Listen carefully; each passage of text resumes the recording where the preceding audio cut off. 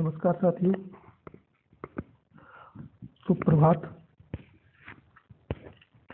हमारी जो श्रृंखला चल रही है पॉइंट सीरीज, उसके अंतर्गत संविधान के जो अनुच्छेद अभी तक हो चुके हैं 225 तक, 22 से लेकर 21, 22 से लेकर के 25 तक हो चुके हैं। आज हम आर्टिकल 26 यानी 26 से लेकर 30 तक चर्चा करेंगे। तो आइए हम बात करते हैं 26 पर। यह धार्मिक मामलों के प्रबंधन की स्वतंत्रता के बारे में बात करता है। इसमें प्रावधान दिया गया है कि हमारे धार्मिक मामलों में प्रबंधन में क्या क्या स्वतंत्रता है। भारतीय संविधान के अनुच्छेद 26 धार्मिक मामलों के प्रबंधन की स्वतंत्रता प्रदान करता है। यह अनुच्छेद प्रत्येक धार्मिक संप्रदाय या उसके किसी अनुभाग के लिए अधिकार दिए होते हैं, जैसे धार्मिक मूल प्रयोजनों के लिए संस्थानों की स्थापना, रखरखाव करने का अधिकार, धर्म विषयक कार्यों का प्रबंधन करने का अधिकार, चल और अचल संपत्ति के अर्जन और स्वामित्व का अधिकार, ऐसी संपत्ति कानून के अनुसार प्रशासन करने का अधिकार है। यह अनुच्छेद के तहत धार्मिक संप्रदायों को अपने धार्मिक संस्थानों जैसे मंदिर, मस्जिद, चर्च, गुरुद्वारा आदि की स्थापना और उसके प्रबंधन करने का अधिकार दिया होता है। वे अपनी धार्मिक मान्यताओं एवं प्रथाओं के अनुसार इन संस्थानों का संचालन कर सकते हैं। उन्हें अपनी चल और अचल संपत्ति का स्वामित्व प्रशासन करने का एक अधिकार प्राप्त है, जो कि 26 में उसका प्रावधान किया गया है। अगले बिंदु पर आते हैं, अनुच्छेद 27 किसी विशेष धर्म प्रकार के लिए करों का भुगतान करने की स्वतंत्रता। इसमें भारतीय संविधान ने 27 में दिया हुआ है कि हम किसी धार्मिक कर को भुगतान करने के लिए स्वतंत्रता प्राप्त है। यह अनुच्छेद यह सुनिश्चित करता है कि कोई भी नागरिक किसी धर्म विशेष के प्रचार के लिए करों का भुगतान करने के लिए बाध्य नहीं होगा। उसकी इच्छा होगी तो वो कर भुगतान करेगा अथवा वो नहीं करेगा। जैसे कोई चंदा है, कुछ भी है, इच्छा होगी तो व्यक्ति देगा, अन्यथा नहीं भी दे सकता है। आर्टिकल 28 धार्मिक शिक्षा में भाग लेने की स्वतंत्रता। आइए इसको समझते हैं। भारतीय संविधान के अनुच्छेद 28 धार्मिक शिक्षा में भाग लेने की स्वतंत्रता प्रदान करता है।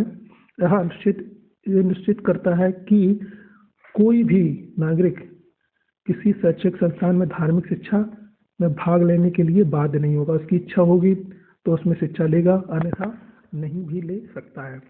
आर्टिकल 29 भाषा एवं संस्कृति की स्वतंत्रता। भारतीय संविधान के अनुच्छेद 29 भाषा और संस्कृति की स्वतंत्रता प्रदान करता है। मतलब कोई भी व्यक्ति अपनी इच्छा अनुसार कोई भी भाषा बोल सकता है, किसी भी संस्कृति को अपना सकता है। यह भी अनुच्छेद इस 29 में प्रावधान किए गए। कोई भी नागरिक अपनी भाषा की लिपि और संस्कृति को बनाए रखने और बढ़ावा के लिए प्रचार प्रसार कर सकता है, वह उसकी स्वतंत्रता होगी। ये हो गया 29। अब हमारा आखिरी आर्टिकल जो बचता है 30 शैक्षिक संस्थानों की स्थापना और प्रबंधन की स्वतंत्रता। शैक्षिक संस्थान है, उनको हम स्थापित कर सकते हैं, कोई भी स्कूल खोल सकते हैं, कोई पाठशाला खोल सकते हैं, उनका प्रबंधन हम खुद स्वयं अपना प्रशासनिक चला सकते हैं। भारतीय संविधान के अनुच्छेद 30 में यह प्रावधान किए गए हैं। उनकी स्थापना कर सकते हैं किसी संस्था का, और प्रबंधन उसकी स्वतंत्रता हमें ये आर्टिकल देता है। यह अनुच्छेद यह सुनिश्चित करता है कि सभी अल्पसंख्यक धार्मिक और भाषाई को अपनी पसंद की शैक्षिक संस्थानों को स्थापित और संचालित करने का, देखो अल्पसंख्यक हैं, मुस्लिम बहुत से हैं या सिख हैं या ईसाई हैं, वो भी अपने पसंद की संस्था खोल सकते हैं और उसे संचालित करने का अधिकार रखते हैं।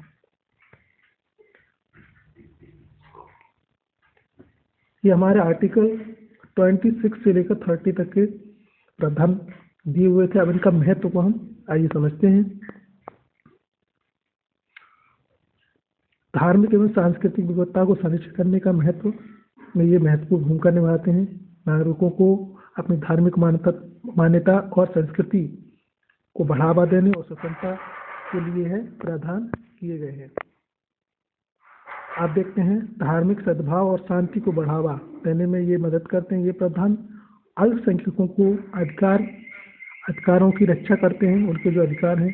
ये प्रावधान भारतीय सांस्कृतिक विरासत को संरक्षित करते हैं। जो भारतीय विरासत है, हमारी संस्कृति है, उसको ये संरक्षण देते हैं। अब इनकी सीमाएं क्या क्या हैं, जो हमने अभी 26 यानी 26 से लेकर 30 तक के जो आर्टिकल्स जाने हैं, उनकी हम सीमाओं को जान लेते हैं। जो ये प्रावधान राज्य की सार्वजनिक व्यवस्था, नैतिकता और स्वास्थ्य के हित में भी किसी भी कानून को बनाने से नहीं रोकते हैं। ये प्रावधान राज्य को अपने नागरिकों की शिक्षा प्रदान करने के लिए शैक्षिक संस्थानों की स्थापना करना, उनका प्रबंधन करने से ये हमें नहीं रोकते हैं। अच्छा, ये जो हमने अभी तक आर्टिकल्स पढ़े, इनको समझा, उनका निष्कर्ष क्या है, इसमें क्या हमने ऐसा, इनका निष्कर्ष को हम देख लेते हैं। ये 26 से 30 के बीच के प्रावधान भारत में धार्मिक और सांस्कृतिक विविधता को संरक्षित करने के लिए महत्वपूर्ण है। ये प्रावधान प्रत्येक नागरिक को अपनी धार्मिक मान्यताओं और संस्कृति को बनाए रखने के लिए, बढ़ावा देने के लिए स्वतंत्रता प्रदान करते हैं।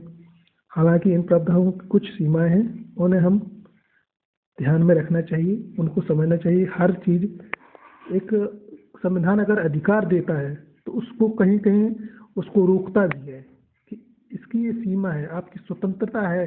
आप इसका मतलब ये नहीं कि रात के 12 बजे फुल आवाज़ में डेक बजाएंगे या डीजे बजाएंगे, उससे रोका भी जा सकता है, रोका भी जाएगा।